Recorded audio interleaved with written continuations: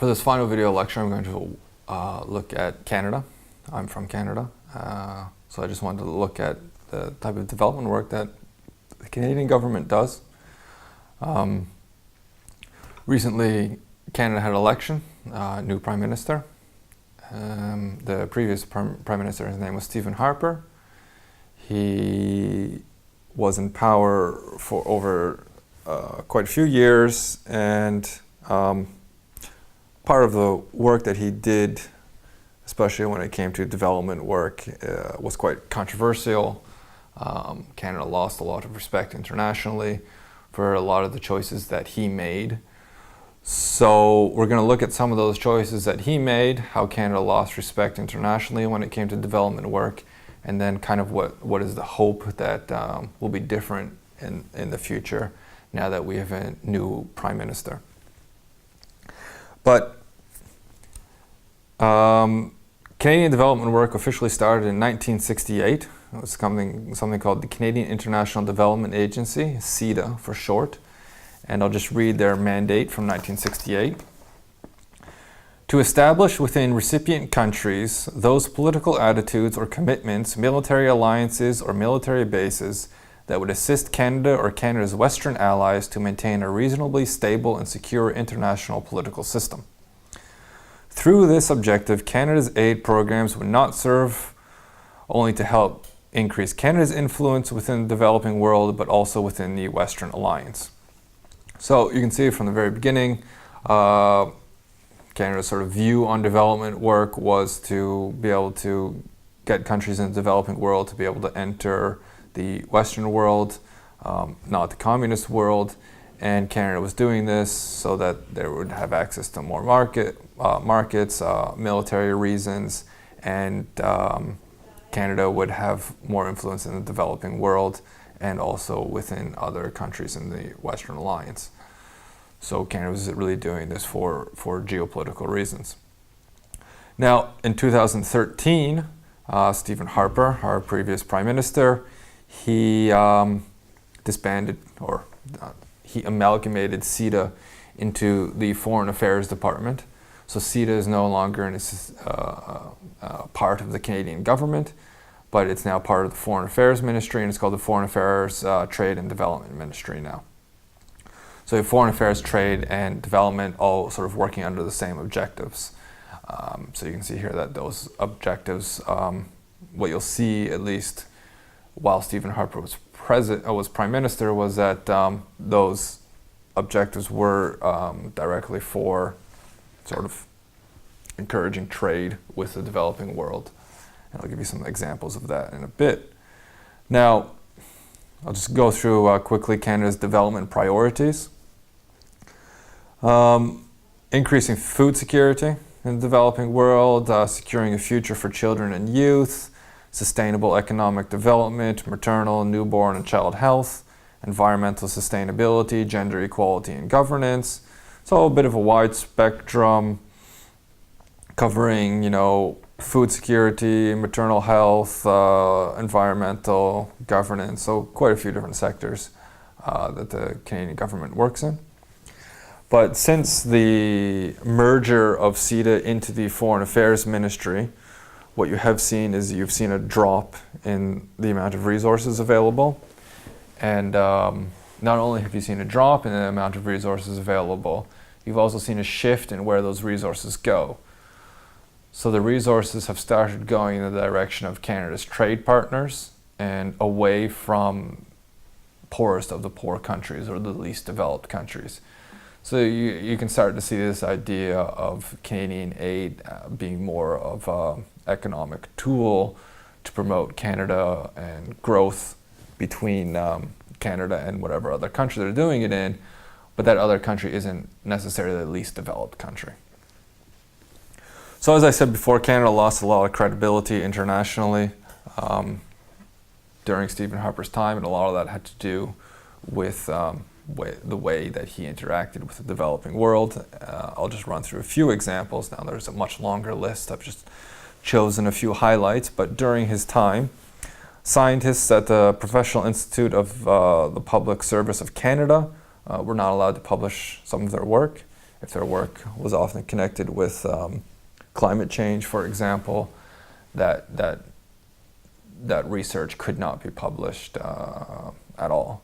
And during the same time, there was actually quite a few libraries that had all of their books destroyed, also supporting some of these work that these scientists had done.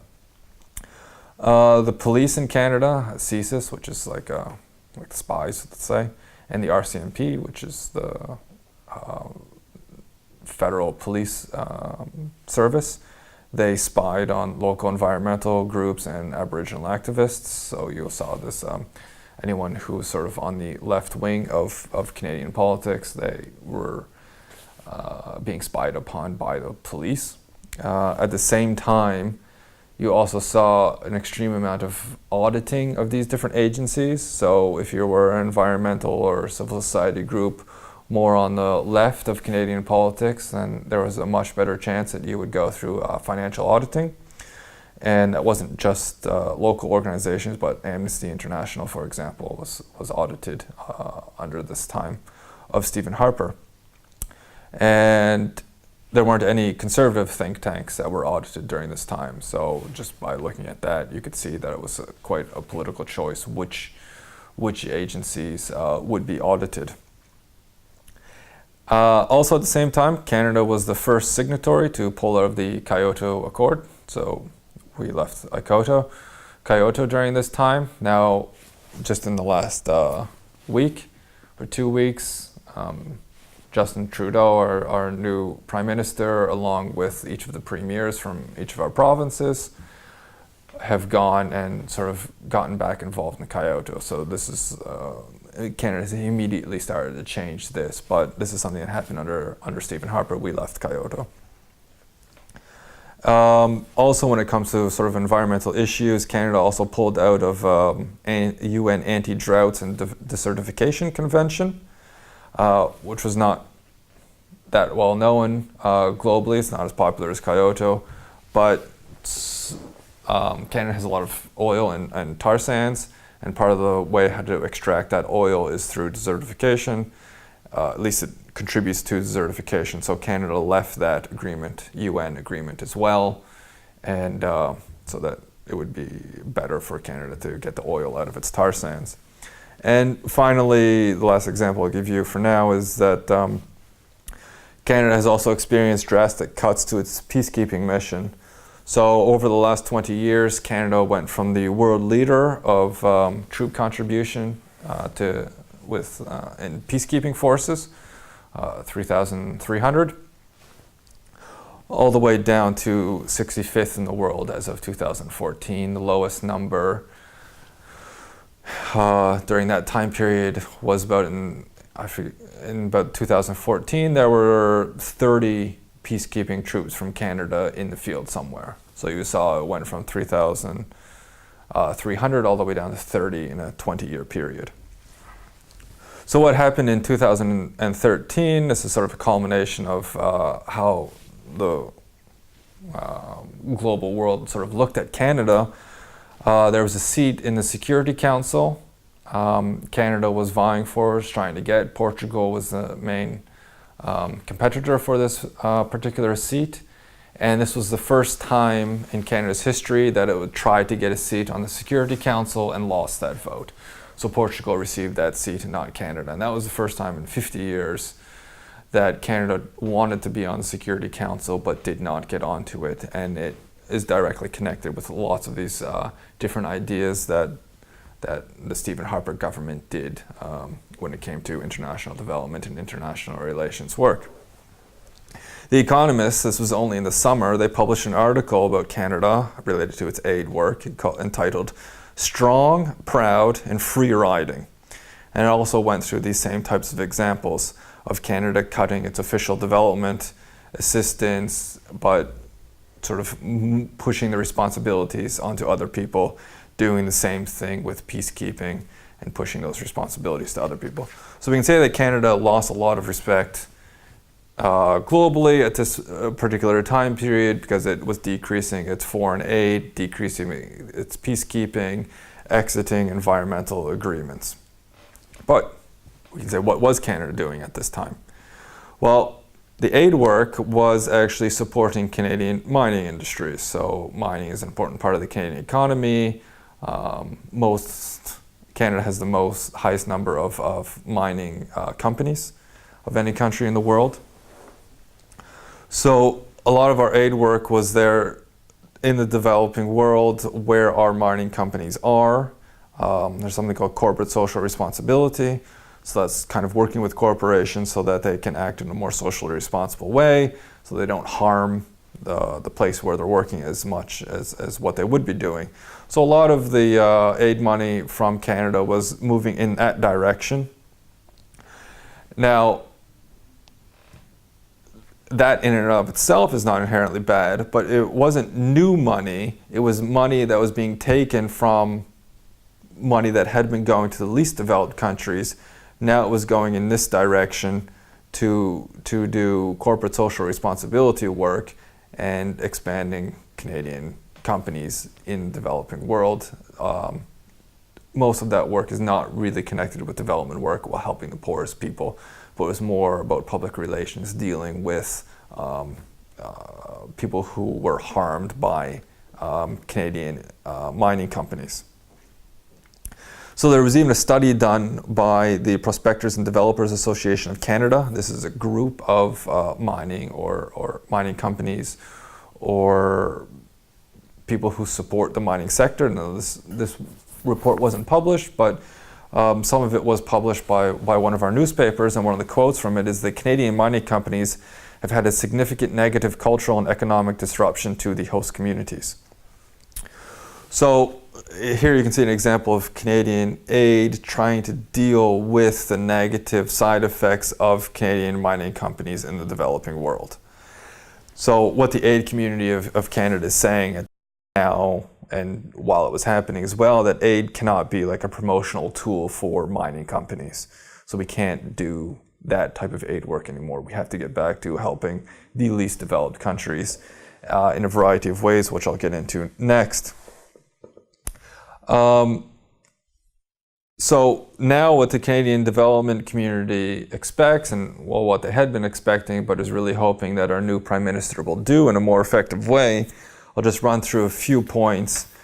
So how you can sort of see how a country that has a long tradition in development work, but has gotten away from the type of development work that most Canadians do expect.